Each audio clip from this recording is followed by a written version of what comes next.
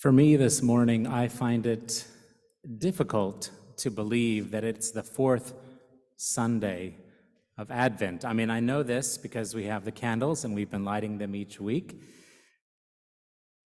But outside of that, it's shocking to me that Christmas is already here. I think it was only last week, speaking with my kids about gifts for each other and things, that I kind of revealed we had not got anything for anyone yet. They were surprised. I think they've actually got ahead of us on this, but it sort of snuck up on me this year. I don't know about the rest of you. Now, many of you will be aware of the fact that Joe, 9 days ago, I think, Margie had surgery. So that took all of our focus at the time. She's doing well, by the way, and recovering well. So thank you for prayers and people checking in on her. But that kind of happened pretty much 2 weeks before Christmas, almost to the day. And so that became the point that we were aiming toward, not this Christmas. This is now coming. So I think once that happened, now we are catching up a little bit on what's going on in the world around us. And I know for many of you, and many of you on Zoom and things, any number of people are sick right now. I'll bet everyone here probably knows at least one person who's sick, maybe you. So that's sort of going on, and that's really been ramping up recently. And so our normal rhythms are a little off. And another thing, you probably have noticed this by now, but Christmas this year is on a Sunday.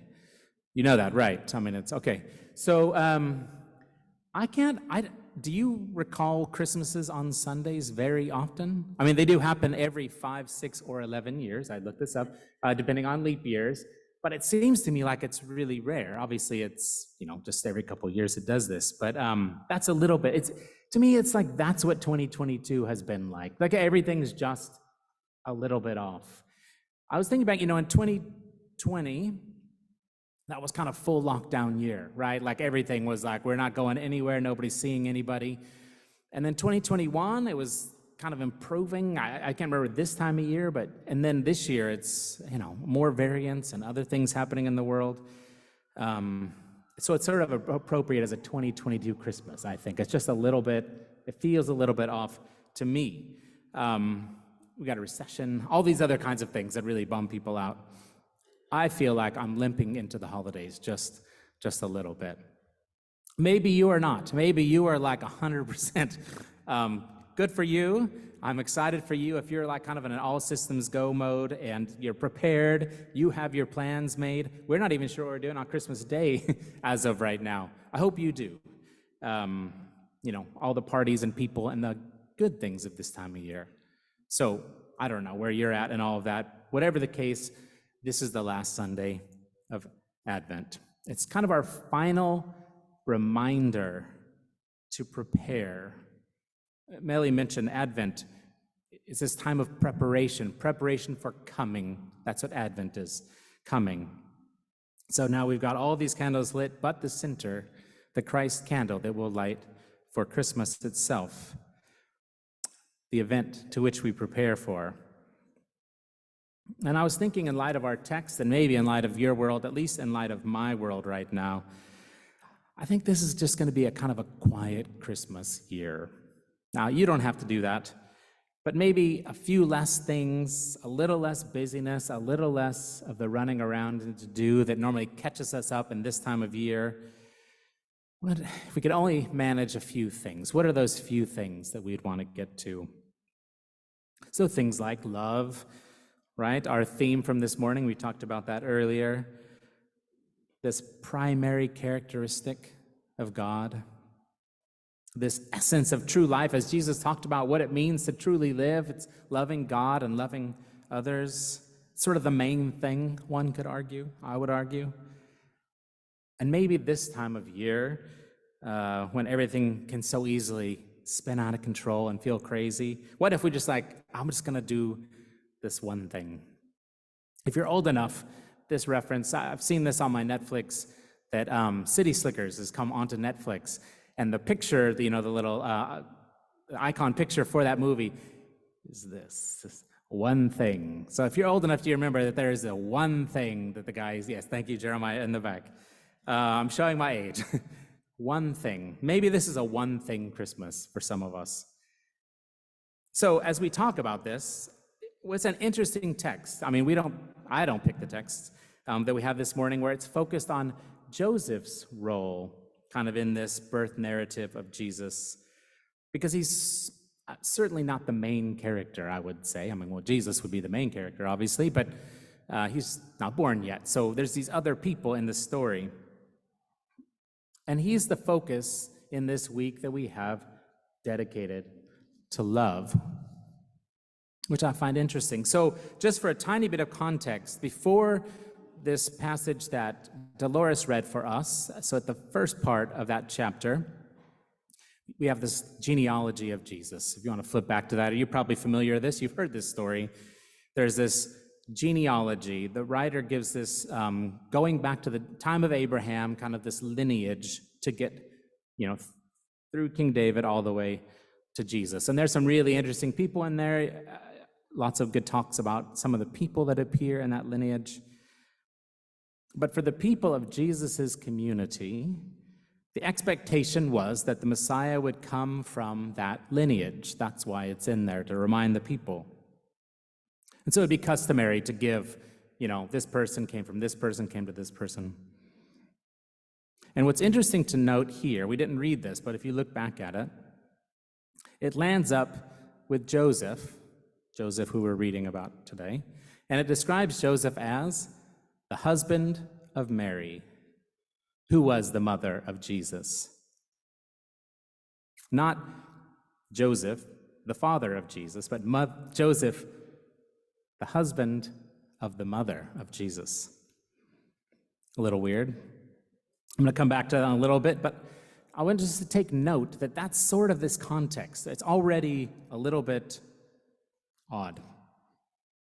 So in the text that Dolores read for us, we're told of a young woman named Mary who was engaged to this Joseph from King David's family, it said, and she learned that she was going to have a baby. Well, there's lots of details of that story in Luke's book, so I'd encourage you to look through there. There's a whole lot of focus on her story. We've looked at that. But here, we're kind of looking at it through Joseph's lens, right? So we're told that this baby is caused by God's own Spirit, or she was found to be pregnant by the Holy Spirit. Different words say it different ways. And then we read that Joseph was a good man or a righteous man, depending on the translation, a kind man. The gist is he's someone who always did the right thing. I guess that would be an easy way to say it. So you can imagine in this culture that a pregnancy outside of marriage was a taboo. We probably are aware of other cultures where that's taboo, maybe in our own. In fact, a strict interpretation of the religious laws would have imposed a death sentence for an unmarried woman becoming pregnant.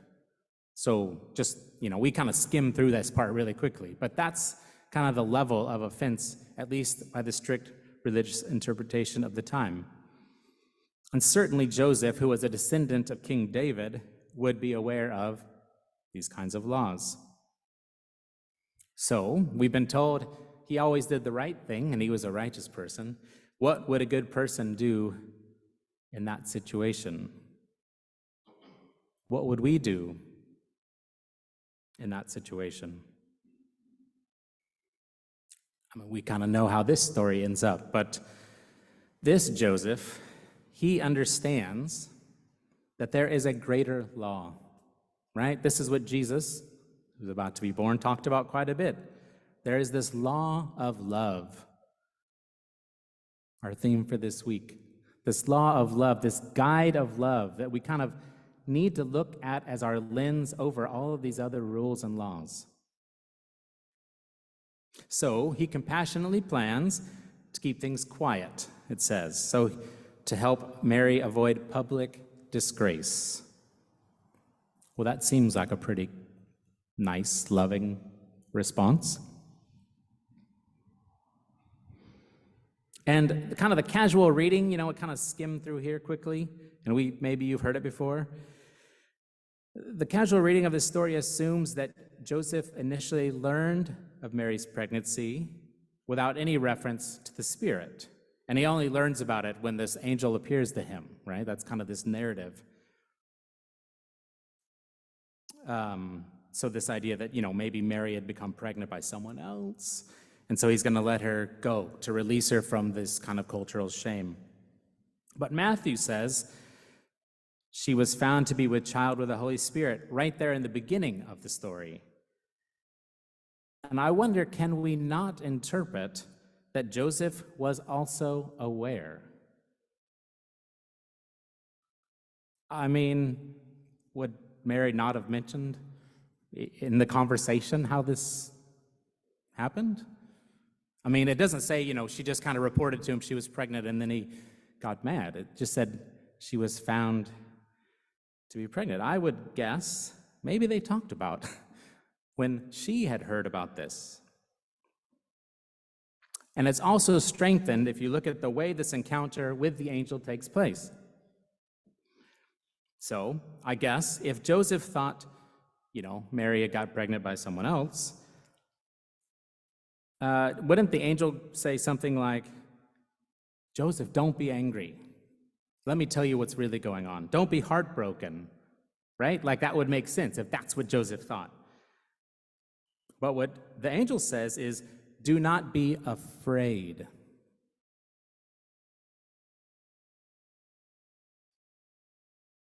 Could it be that Joseph knew about God's involvement in the pregnancy, and that is why he might be afraid? Afraid of how he'd explain it to his family, afraid of how the community would react, afraid of parenting the child of God,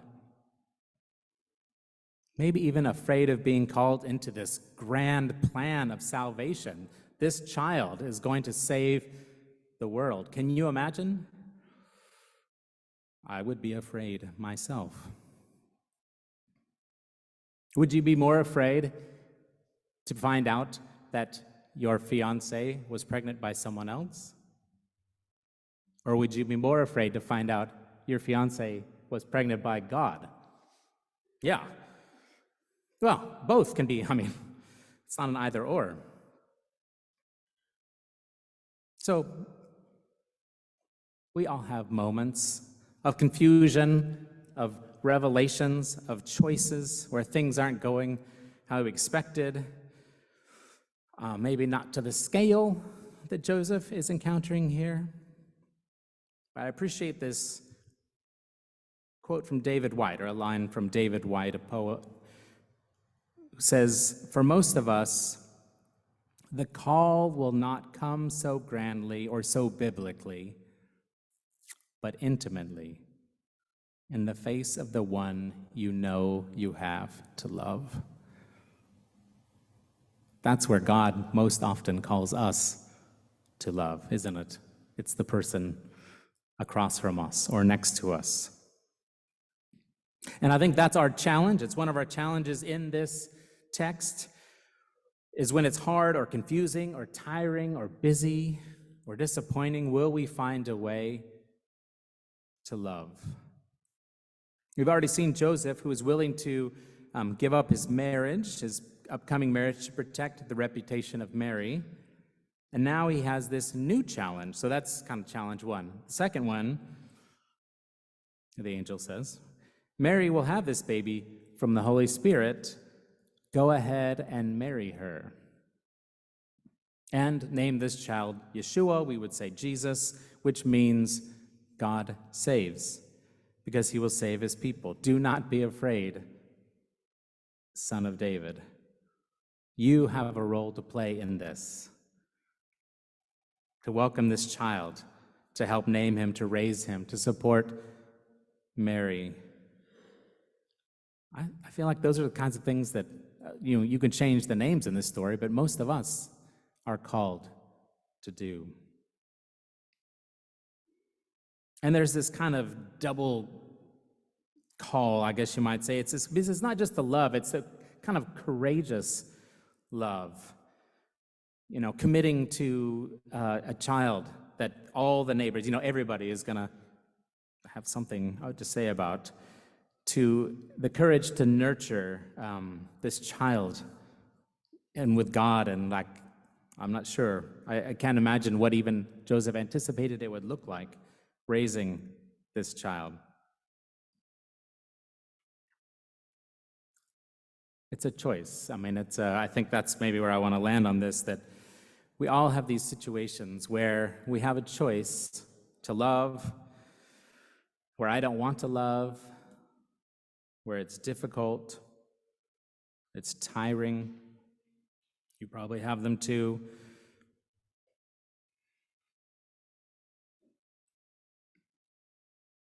Maybe one other thing.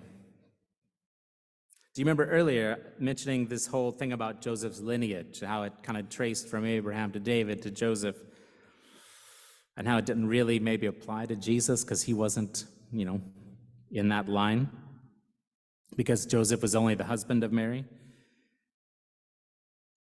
Not the biological father, I guess you could say. So notice that the angel addresses him here as Son of David.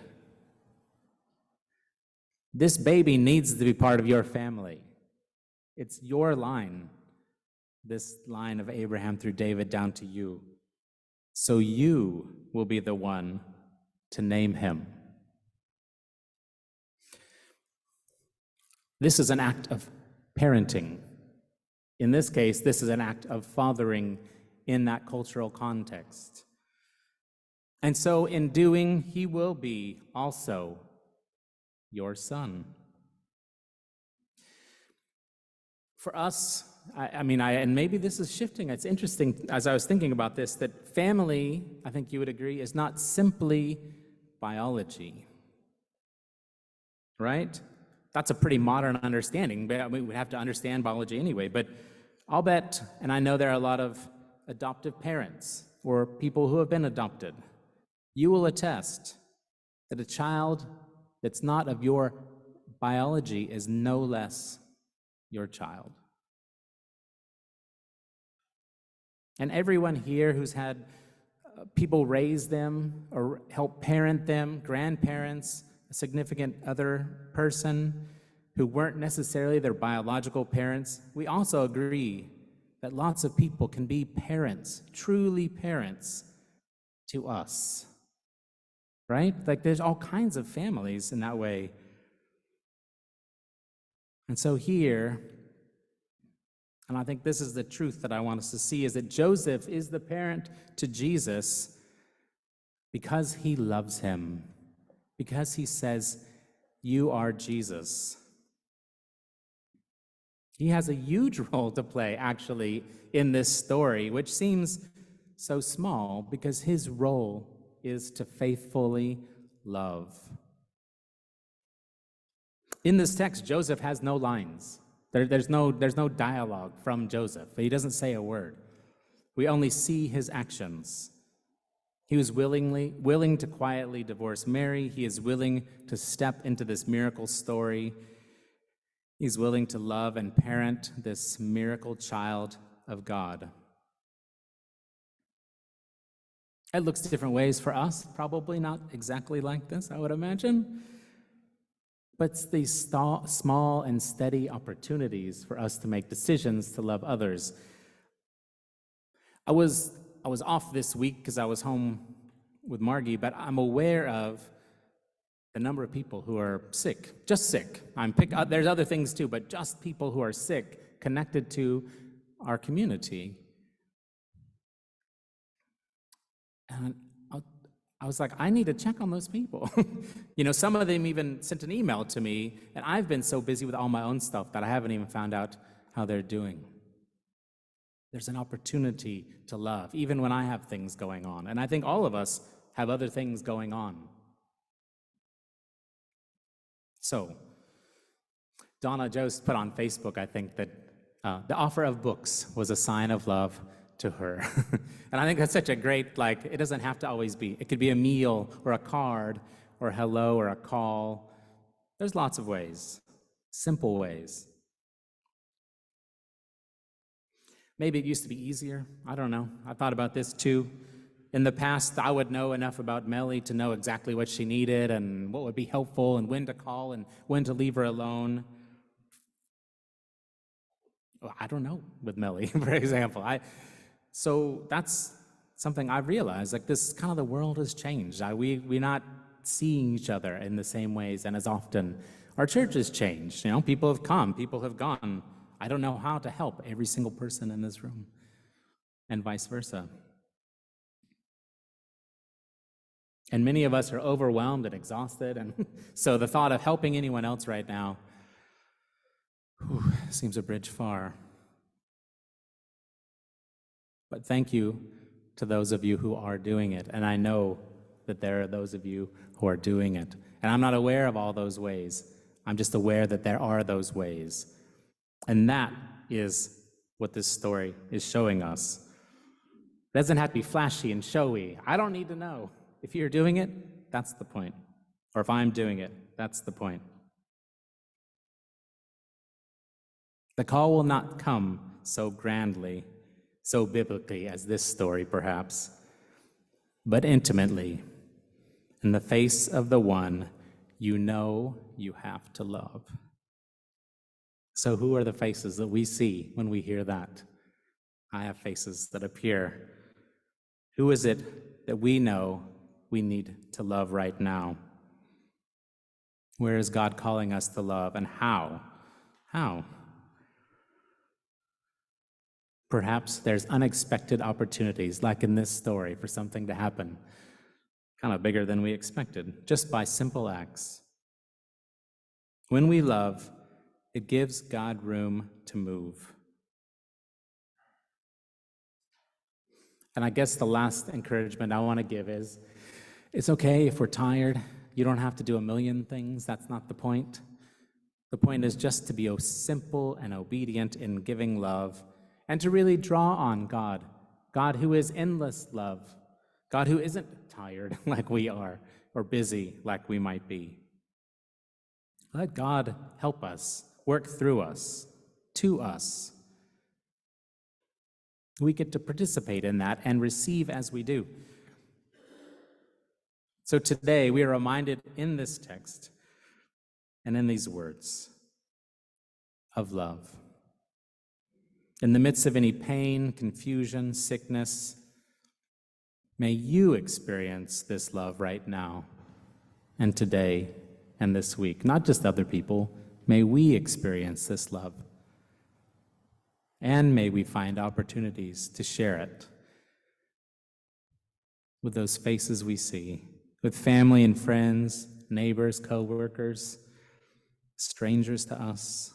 It's what it's all about. You don't have to do everything. You don't have to fix everything. Keep it simple, I guess, all the way back to that. Just do maybe this one thing. Love. In this week leading up to Christmas, may we prepare ourselves for Jesus by giving and receiving love. May it be so.